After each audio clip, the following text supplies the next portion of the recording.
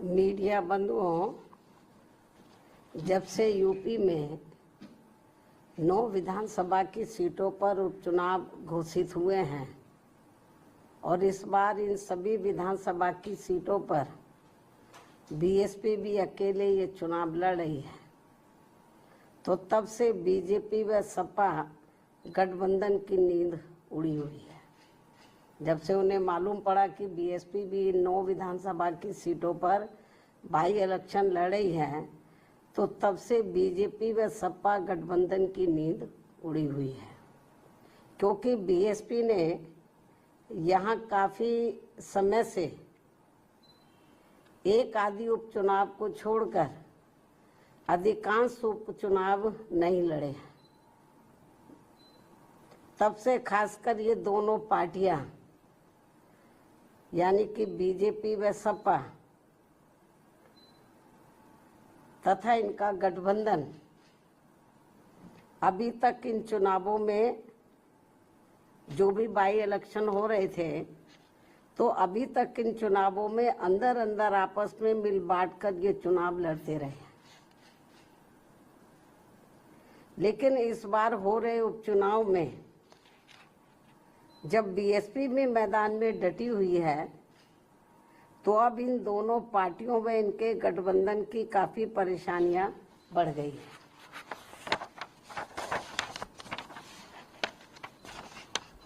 जिससे जनता का ध्यान बांटने के लिए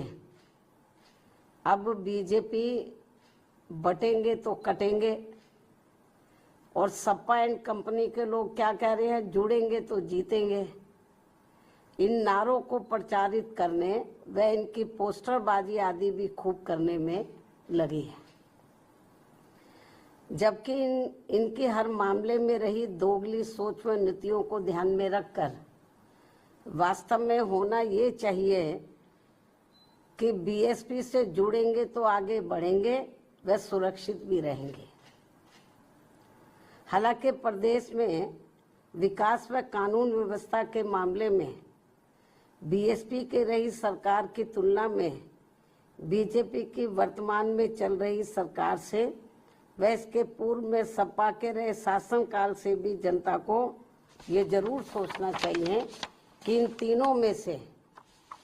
केवल बीएसपी का ही शासनकाल काफी बेहतरीन रहा है। ऐसे में इनको ये हवाई नारों, ऐसे में इनको प्रदेश की जनता को इनके ये हवाई नारों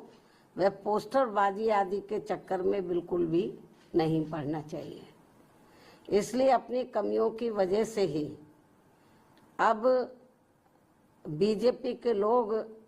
ये नारा लगाकर उपचुनाव में वोट मांग रहे हैं कि बटेंगे तो कटेंगे, ये नारा लगाकर वोट मांग रहे हैं, तथा वही सपा के लोग भी ये नारा लगाकर वोट मांग रहे हैं कि जुड़ेंगे तो जीतेंगे। जबकि इनकी आड़ में ये दोनों पार्टियां यहाँ के लोगों को केवल गुमराह कर रही है। इन नारों की आड़ में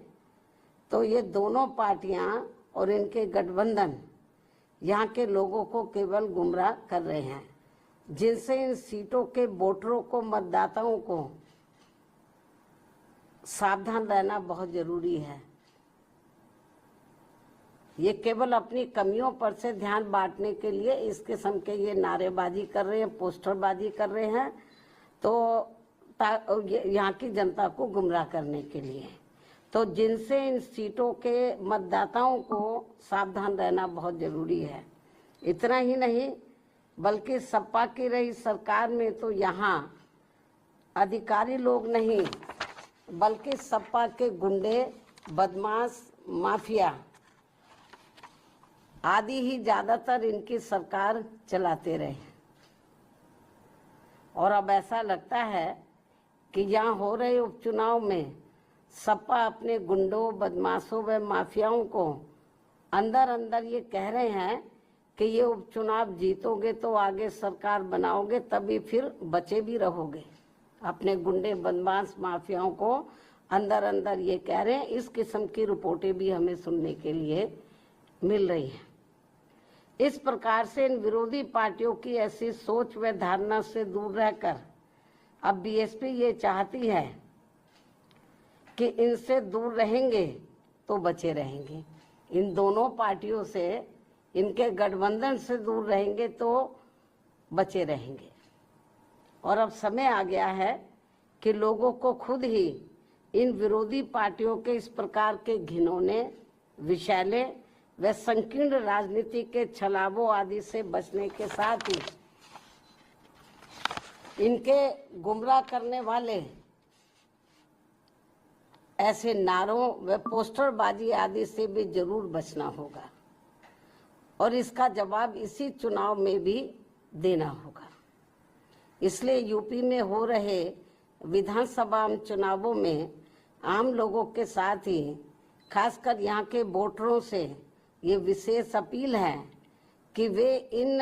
विरोधी पार्टियों के ऐसे किसी भी छलावे, बहकावे व भड़कावे आदि में ना पड़कर अपना व अपने परिवार के हित में तथा प्रदेश के भी हित में ऐसे सभी पार्टियों से दूर रहते हुए अपने वोट केवल बीएसपी उम्मीदवारों को ही दें, क्योंकि इसी में ही सबका हित निहित व सुरक्षित भी है। इसके अलावा आप लोगों को ये भी मालूम है, यूपी के उपचुनावों के साथ साथ तो इस समय देश में झारखंड व महाराष्ट्र प्रदेश में भी विधानसभा के लिए आम चुनाव हो रहे हैं। यहाँ भी हमारी पार्टी अकेले ही अपने बलबूते पर ये चुनाव लड़े है। और यहाँ खास ध्यान देने की बात यह है कि इन दोनों राज्यों के चुनावों में, झारखंड व महाराष्ट्र, इन दोनों राज्यों के चुनावों में बीजेपी व कांग्रेस का बना गठबंधन पूर्व में पहले जिन राज्यों में चुनाव हुए जैसे कर्नाटक है, हिमाचल है, इससे पहले हरियाणा है, जिन राज्यों में भी चुनाव हुए हैं, तो इन दोनों राज्यों के चुनावों में जो अब इस समय झारखंड और महाराष्ट्र में हो रहे हैं, इन दोनों राज्यों के चुनावों में बीजेपी व कांग्रेस का बना गठबंधन पूर्व में, इससे पहले जिन राज्यों में चुनाव हुए वहां पूर्व में जारी किए गए अपने अपने चुनावी घोषणा पत्रों को लागू करने को लेकर, जो उस समय इन्होंने लागू किया था और किस्म किस्म के प्रलोभन दिए थे अपने चुनावी घोषणा पत्र में, उसको ये लागू तो कर नहीं पा रहे हैं। बहुत बुरा हाल है, क्योंकि कर्नाटक में काफ़ी कुछ गवर्नमेंट की पोजीशन खराब हो रही है, हिमाचल में भी हो रही है। हिमाचल में तो हालत ये खराब है वहाँ पे इतनी ज़्यादा गवर्नमेंट की कि वहाँ के सरकारी कर्मचारियों को वो वेतन तक भी नहीं दे पा रहे हैं। लेकिन चुनाव में इन्होंने बड़ी बड़ी गारंटी दे दी चुनावी घोषणा पत्र में। तो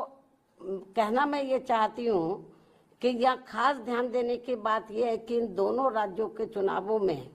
यानी कि झारखंड और महाराष्ट्र में जो इस समय चुनाव हो रहा है, इन दोनों राज्यों के चुनावों में बीजेपी व कांग्रेस का बना गठबंधन